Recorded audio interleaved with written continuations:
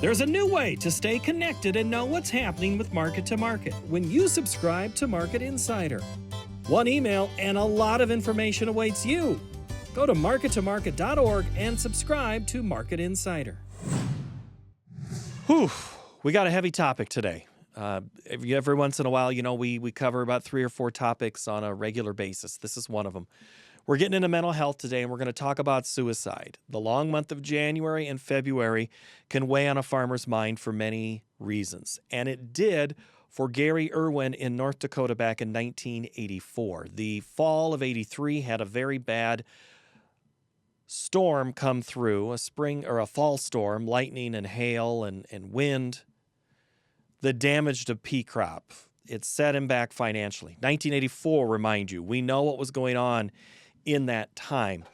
It set him up for a deep depression in the month of January that in early February came to a conclusion. We're going to talk with Gary's son, Jeff, who was 22 when his father took his own life.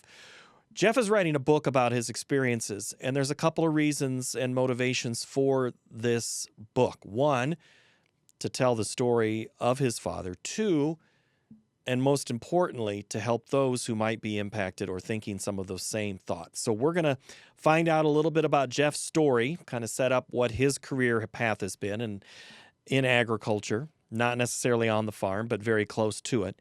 We're going to talk about the pressures that his father was facing, other farmers were facing. And we're going to set the stage for his book. And I'm going to warn you, towards the end, we will get into the story of how his father took his own life, how coworkers of Jeff's were part of the town ambulance crew, the community township there, and what they found and tried to help Jeff. One day at a time, that's really all we can do. Couple of websites that are out there and that I want you to know. First is to know 988. If you know someone that is going through some tough times or that should get some help, call 988 or have them make that call and start them on that process. People just need to talk to. It's not necessarily helping anybody make a decision, but it's helping the person help themselves. Are you okay? Bridget Riedel helped us set up this interview. We've talked to her before. That was her big message. Let's find out here on the M2M podcast. I'm Paul Yeager. This episode with Jeff Irwin. Let's hear Jeff's story.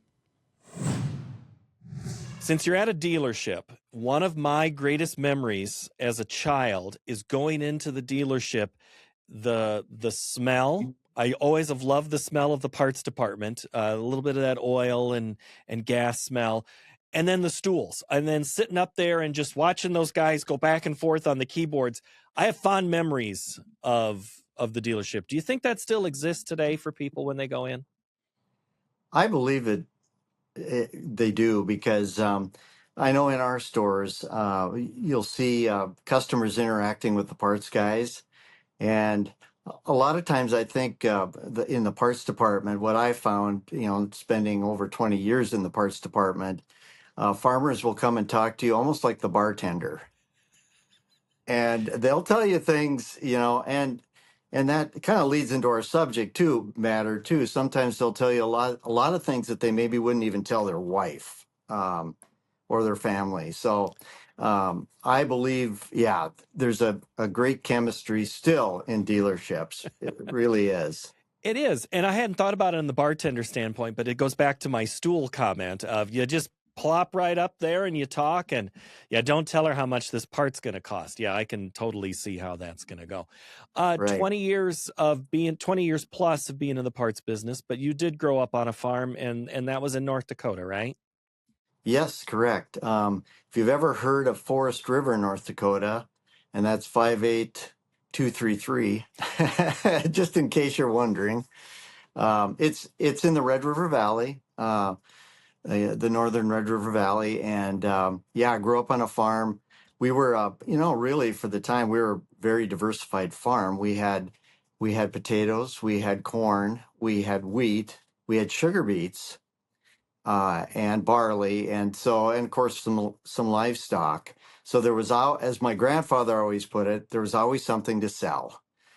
And we had hogs too. I forgot about that. So my life growing up, it was work. And one thing I always remember, you never said you're bored. Never. Famous last words. You got Yeah, right, slop to go clean. You've got right, beets to go tend to. Yeah. right. And we were, fortunate. We grew up on the same farm as my grandparents, so um, it was a great way to, grow up. And I don't know. I thought about farming, but when I became a senior, my dad said, I just don't think there's going to be enough here because my other uncle was involved. So, um, and that, to be honest with you, it was kind of a relief because I still wanted to stay close to ag, and that's really how I ended up in the equipment business. And so, almost 50 years later, still with it. Any siblings? Just one sister, and she's married to a farmer. Actually, they have taken over our family farm, so they farm the land, and now it's being turned over to my nephew. So um, it's getting, he is getting well set up compared to what when he started. He didn't have a lot, so my sister really didn't want to marry a farmer. She said, after seeing what Dad went through, she said, I don't want to marry a farmer. Well, and now 30, almost 40 years later, she's still married to a farmer. So We can deny and fight off certain things, and it still comes back and finds us. It's the old law of averages. You are the team that the stats say you are is usually how that goes. correct. All right. So your sister, let's go back to when you're making that decision of what your future might be. Late 70s, early 80s is where this is. We are experiencing high inflation and some global tension and some challenges in the farm economy. That's also ingredients to this recipe, too. Yes, yeah. What made my decision, I guess, when Dad told me that, I said, okay, well, I would like to, look at getting a job outside. I'll still be here to help you, and I was living at home yet, so I ended up going to the local dealership and just being kind of a grunt, to be honest with you, and spent a lot of time in the parts department, and of course I knew a lot of the customers. They were neighbors and so forth. So um, I'm kind of a people person, so I really do like to interact with the people and so forth. So that's how I decided what I was going to go to college for. And at the time, the program wasn't real long, but it was at least a foundation. My mom said, "You're going to college," even though I probably wouldn't have had to. Um, but it was the best thing I ever did because I still have lifelong friends. But so I went down to North Dakota State College of Science, and they had a parts marketing and merchandising program down there. And so that's kind of how I got started. And then my the dealership I worked for agreed to be a sponsor for me to come back, and then they hired me full time. So I was in there, you know. I worked for these brothers for about 10 years, and then moved on to RDO Equipment and became a parts manager for them, and in Fargo. And then following that, I was teaching the John Deere Ag Parts program down at the same college that I went to. So that was kind of surreal. Full Uh, circle of sorts. yeah, yeah. So I did that for 2 years.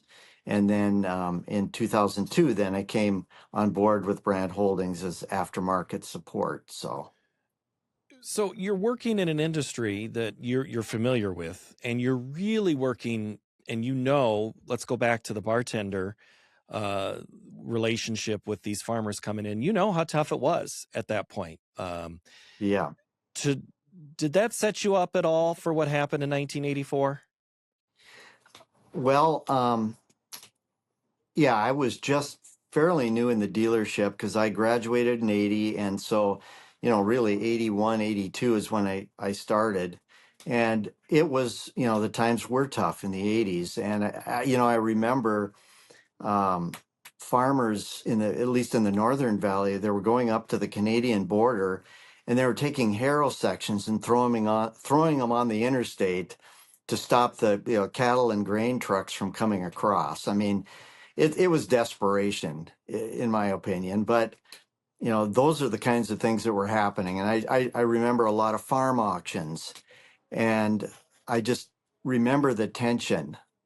Uh, and even before this happened. Um, but in 1983, it was the fall of 1983, and we were having a great year, actually. The crop was looking very good. And our cash crop at that time, then we had transitioned out of sugar beets and then we went to edible beans. And it was kind of a new thing, about that time. So we went into pinto beans.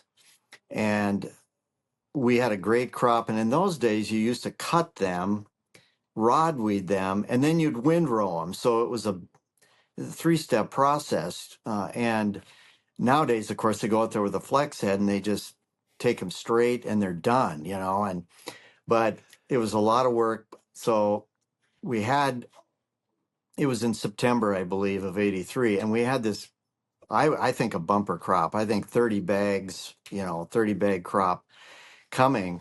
And we had a lot of the crop already in windrows. And I remember it was like, I think, a Friday night, and we got this thunderstorm that came through, and it took those windrows and just wrapped the vines in piles. And I remember the lightning flashes going out with Dad, and he was just devastated because this was going to be such a good crop. And so we had to wait, I think, at least a week, because then it got rainy. So all those beans swelled up, they were splitting.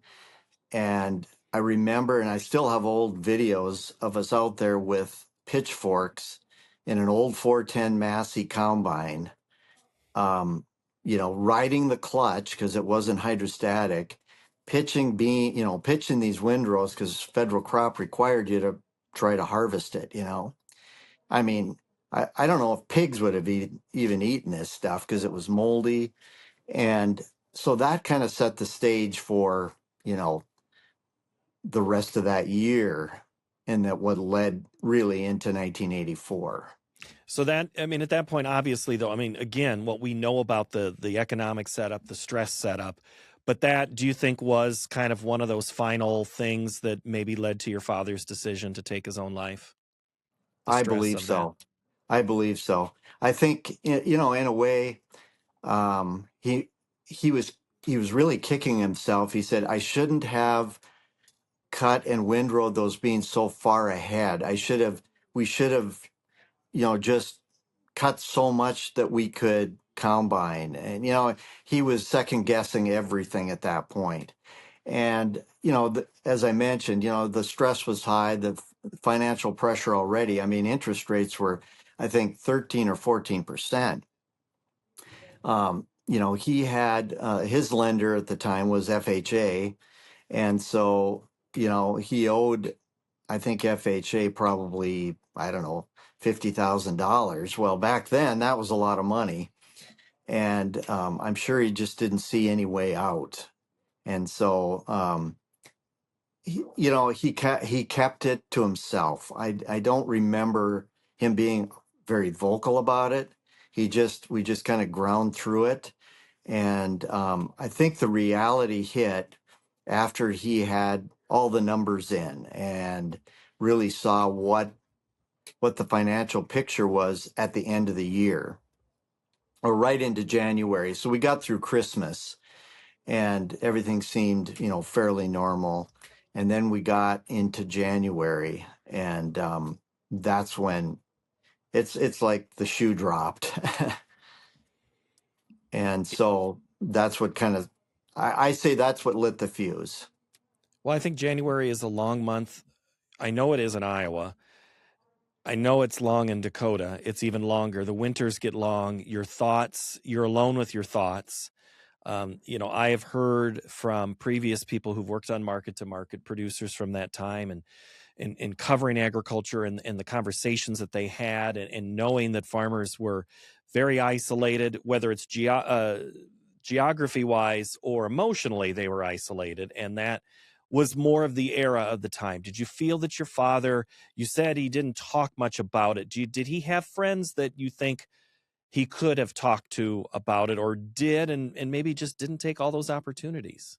Yeah, we had some very close neighbors, and I I believe he did. There was some of that because, in a sense, a lot of his neighbors were in the same boat. I don't remember them losing, the crop like this. There possibly was, but we were so focused on our crop, and we weren't. But we had great neighbors that we worked back and forth, and such fond memories. And um, but he he definitely held a lot of things in. He might have talked to my mom some, but um, he started. My sister was a senior at the time, living at home. I was out of the house, but she said he went into isolation, pulled the shades, did not want to get out of bed, and he lost a lot of weight, wouldn't eat.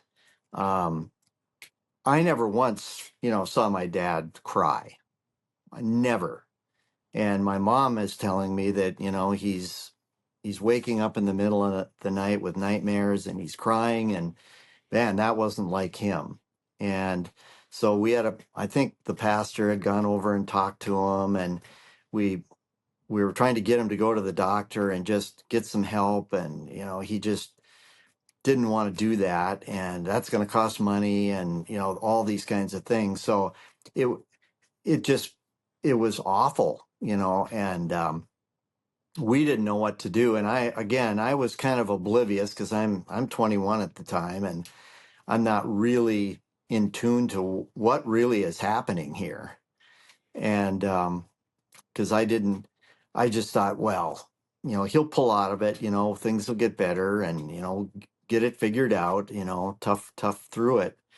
Um, but it really got to be pretty intense. And then about the last week in January, going into February, all of a sudden, he starts getting out. He came to the dealership, and just like a few days, before, this all happened, and he appeared to be getting better. I mean, his spirits were up. Um, he'd lost a lot of weight. He looked pretty gaunt, but he looked like he was back on track.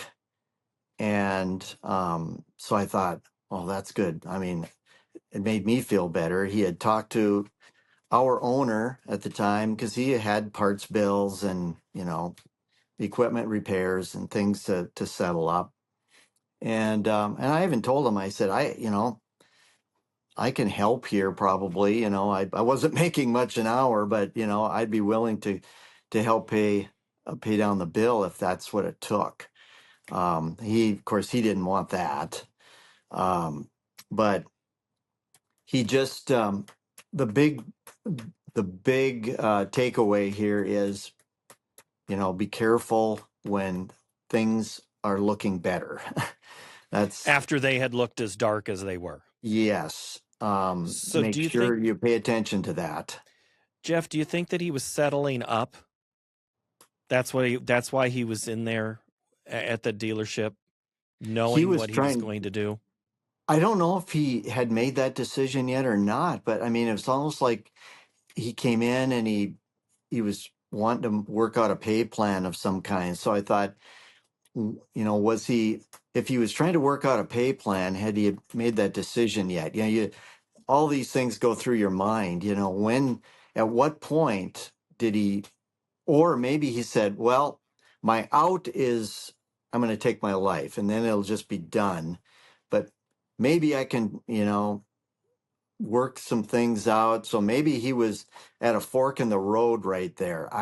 It's really hard to know.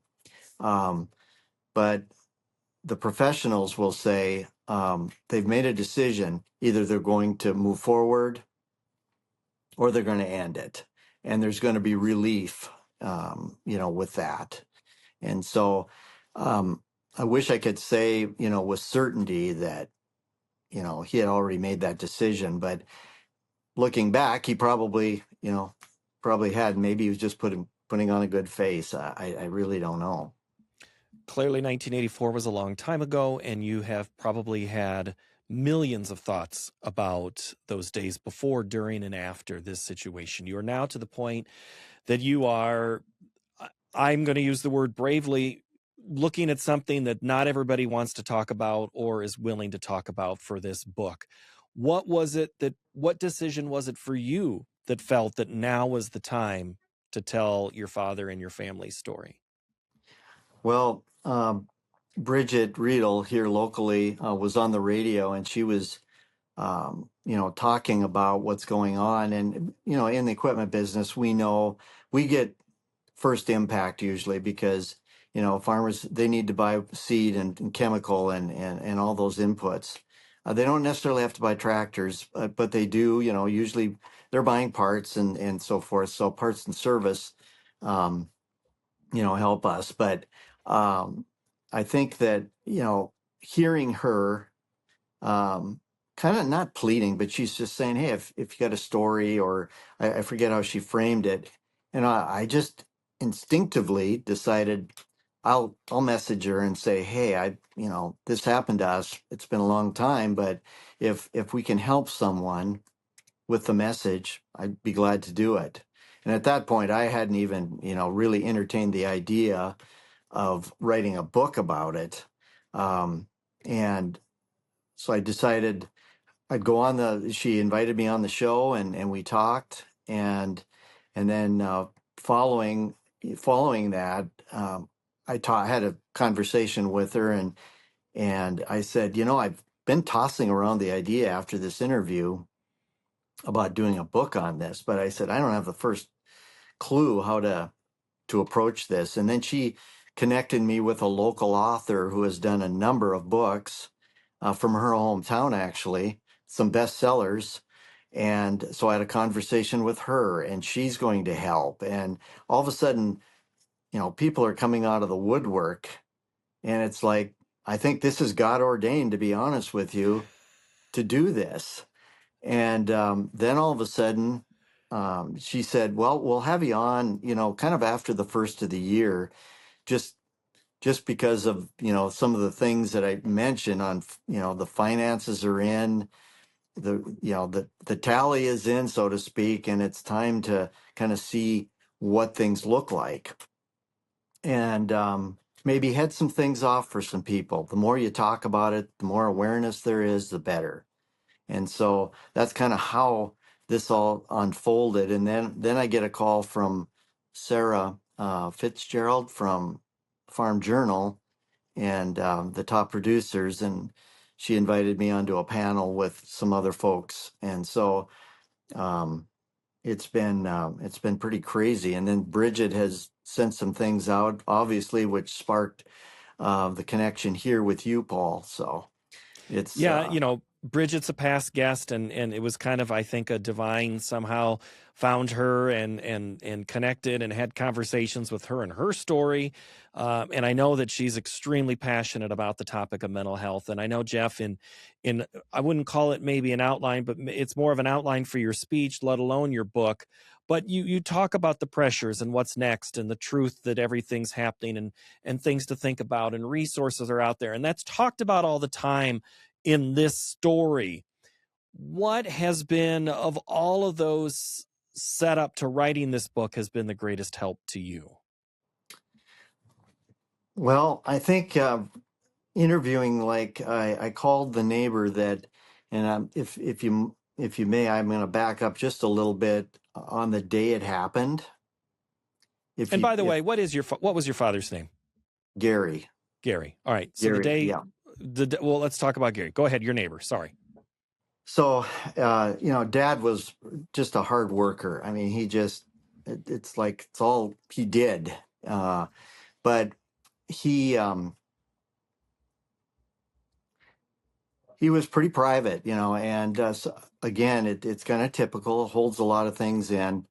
But So as I mentioned, he had been in the dealership, and um, we were thinking things were fine. So we'll go to February 3rd, 84, which was my 22nd birthday. So I'm at the dealership, and my grandmother stops in to wish me a, happy birthday. And it's mid-morning, and she says, your dad didn't show up to haul grain at either the neighbors or my grandfather's place. They were going to haul some grain in to get some cash and so forth. So he didn't show up, and that definitely wasn't like him. And right away, I thought, oh boy, this does not. I don't know what to think of this. And I didn't talk to mom for some reason. She never called me or anything. And so a couple hours went by, and really didn't hear anything. And um, I was on the fire department, and we in the dealership, three of us were on fire and rescue, and we had a fire phone right behind the parts counter. So the fire phone rings, and there's just something in your gut all the time, when this happens. So the fire phone rings, and my coworker, um, he grabs the phone, and he said, "Okay, no problem." And I said, "Oh, is it a fire? Or do I need to go?" No, he said, it's an ambulance call. I wasn't an EMT, so I was just on the fire side. Um, and he went back to my roommate, who was a technician at the dealership too, and he was an EMT. He grabbed him, and they took off. So about an hour goes by, and I'm the only one in the parts department, so it's just a two-man parts department. So I'm, of course, in February, it's not real busy, but nevertheless, I'm the one holding down the fort. And the phone rings, and it happened to be our neighbor, uh, 2 miles away, and she said, "You need to get home." Well, right away, I knew. I just had this feeling it's not good. And she wouldn't get into details on the phone, which I understand. I remember asking her, "Is he still alive?" And she said, "You just need to get home." And so I jumped in the car, and I'm heading out of town, and I'm on the edge of town, and I meet the fire truck or the rescue truck with my roommate and my other coworker, and they stop me on the road. And it's just a scene out of a movie where it's kind of half snowing, and it's cloudy, and the truck stops, and my roommate jumps in my car, and he said, "Hey, I'll drive. Why don't you jump in the passenger seat?" Um so we he jumps in, he puts it in drive, and we didn't say anything for a little while. And I looked over him, I said, "He's not alive, is he?"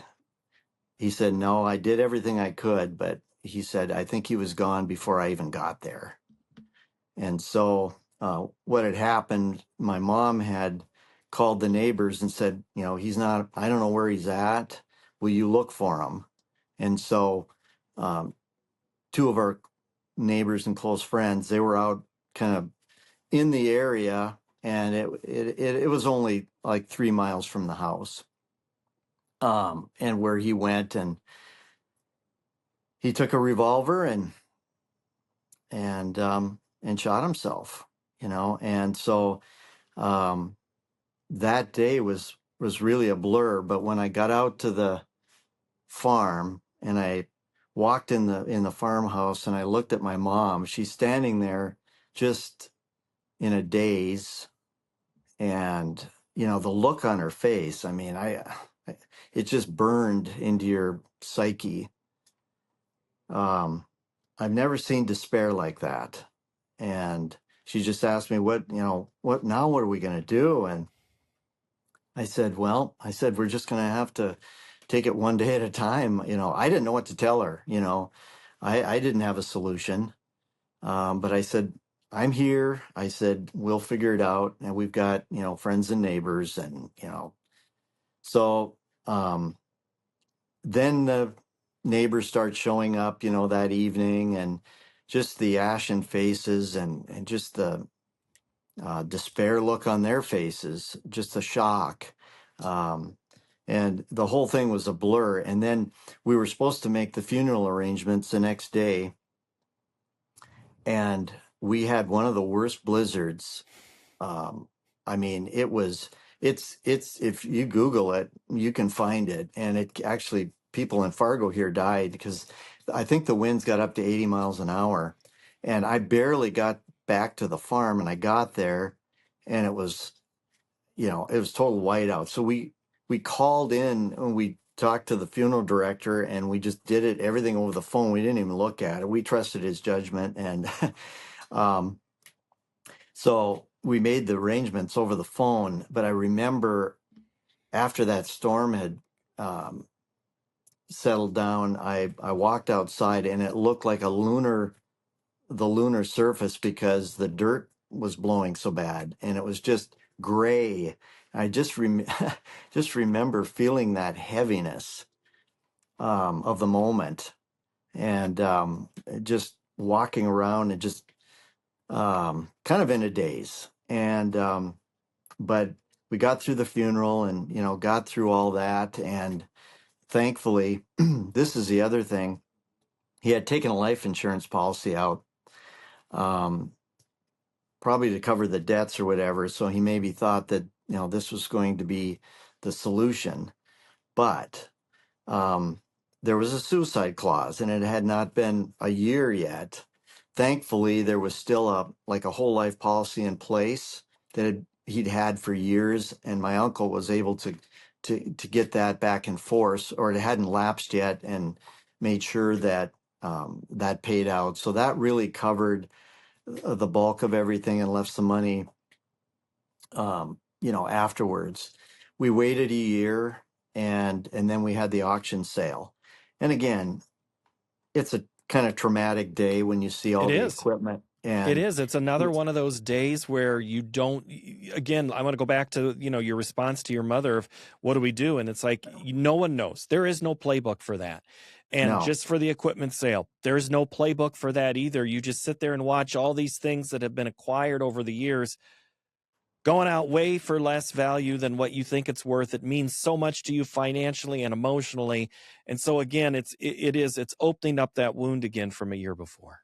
yeah, it was. My mom had lost a lot of weight, but she, I didn't move back home. I stayed home for a little bit, but I didn't want her to get dependent on me. And my grandparents were still on the farm, and I was close by. So, but the day of the auction, and I have got it on video, and I'm going to be watching it again because those are things that are going to go into the book. I've got a lot of outlines. I have a lot of notes and everything. Now I'm pulling it together, but um, the last image is, of that auction sale is my dad's tractor driving out of the yard, and somebody else sitting in the cab. And so it really is, it's very vivid yet, even 42 years later. But he was born in 1942. He was 42 when he died, and it's been 42 years. So I feel like 2026 is the year to get this done. So that's kind of the inspiration for the whole thing. And since you're doing all these interviews, we're getting it on record that you are working on the book. So see, we're here to do our part to help you, Jeff.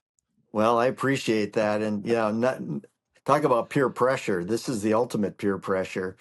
But I've met a lot of people along the way that have already agreed, to be some contributors, because the story is, will draw you in, I think, where people want to hear a real story, but it's the resources and it's the hope beyond, um, beyond the story. That's my, that's my goal for this, and hope. I know that it's going to take a while to write, to publish, and then we'll talk again. So let's address a couple of things before we visit again here, Jeff. What if someone knows someone in agriculture or really any walk of life that might not, no situation is the same, but in a situation where you just kind of, the spidey sense goes off of, I wonder how this person's doing. What do you want me to do if I know someone that's in a situation that maybe your dad was going through right now, today in 2026? If you can get them talking, you get them help. I mean, get them talking. I mean, are you all right? And some will, they'll say, they're all right. But, if you know them well enough, you'll know that they're probably not all right. And, I don't remember ever hearing of a 988 hotline or a website to go to. Thereafter, not long after, because there was a lot of, in fact, the day of dads in Grand Forks County in North Dakota here, um, there was another one just 20 miles away, so there was two on the same day right there, and in the community. And so there's a website, valfarmer.com. Val Farmer was a writer. He's a PhD, and he worked, through the extension office and the NDSU extension office. He wrote a lot of articles in our farm publications, and he's got a website that's still up and operational. All kinds of great resources in that one. But you need something right now. A lot of people aren't going to necessarily maybe go to a website. So I think, I mean, if it's that critical, obviously you got to go 988 and you got to get somebody immediately on the phone. Um, get some counseling. I was introduced, and again, this is just crazy. Her name is Dr. Carolyn Holman. She just did her PhD thesis on um, farm suicide, and she's interviewed 34 farmers. And so she's another resource, and maybe at some point you want to have her. Sounds like I um, have another guest coming up. yeah, I mean, she is phenomenal, and she was telling me some of the things that um, she can help them with. So she's got a counseling service too. um, and then some of the folks that I met on the panel, those services. Well, ruralminds.org is the one that I'm really promoting a lot, because it's got just a ton of resources there. And I understand that they just did an article through for John Deere in the John Deere Leader, which is the paper, the newsletter that we get as dealers. It's a long-standing publication, so they're a very credible uh, resource there as well. But locally, there's all kinds of resources. So as a family, if you're seeing this happening, get ahead of it, and don't let them go into isolation, and just insist that even if it's, I'm not big on medications and everything, but you may need something like that short term to get back on track and at least get your mind straight, because you're not thinking straight, really. I mean, things are disrupted when you're in high anxiety and all those things. It just, things don't work well. And as you said, one day at a time. That's all we can do. One day at a time, yeah. And and our pastor is even has offered to do Zoom calls. We've got a 7-step, it's called 7stepstogod.org. And he's got everything on video lessons if they're not comfortable talking to someone live, but they could reach out to me and I could get them connected. Or they could, call our church too. But if they go on to, it's the number 7stepstogod.org. And I can send that to you too, Paul. But that's a very good resource. And because as a believer, I just, if you think that you're going to go from, by taking your life, that things are going to get better. And if you're not a believer, for those who believe this, um, you're going from the frying pan into the fire, literally. Yeah. You got a lot to And do. I need to let you get back to one job so you can do the other job, so you can continue to tell your story and share it with other people. And Jeff, I know you'll be telling this story, and you've told it over the last 42 years. And I'm so thankful that you took time to converse with me today. And I hope whenever I do this topic, I just hope one person hears it and someone gets help and maybe changes the way that path was maybe headed. for sure. And be glad to speak to anybody if you've got some listeners that want to just talk about this. I'd be more than happy to. All right, Jeff. Good luck on the book, and we will talk to you again down the road when it's completed to see what we learned. It's the end test of the quiz that we'll do. Okay, sounds great. Appreciate it, Paul. Again, those websites are published in the description for this episode. And again, we will talk to Jeff again when the book is complete. We'll find out about that process. But again, share this with someone you think could benefit. And it might not be the person exactly who's going through the stress. It could be an adjacent family member, and maybe they can do some assistance to help not have to go through what the Irwin family did in 1984. We will see you next time on the M2M podcast. If you have any ideas for me, send me an email at paul.yeager@iowapbs.org. Our production crew here at Iowa PBS, Sean Ingracia is the production supervisor. His crew, Reed Denker, Kevin Rivers, Neil Kyer, Julie Knudsen, and David Feingold. The executive producer of Market to Market is David Miller. I'm Paul Yeager. We'll see you next time.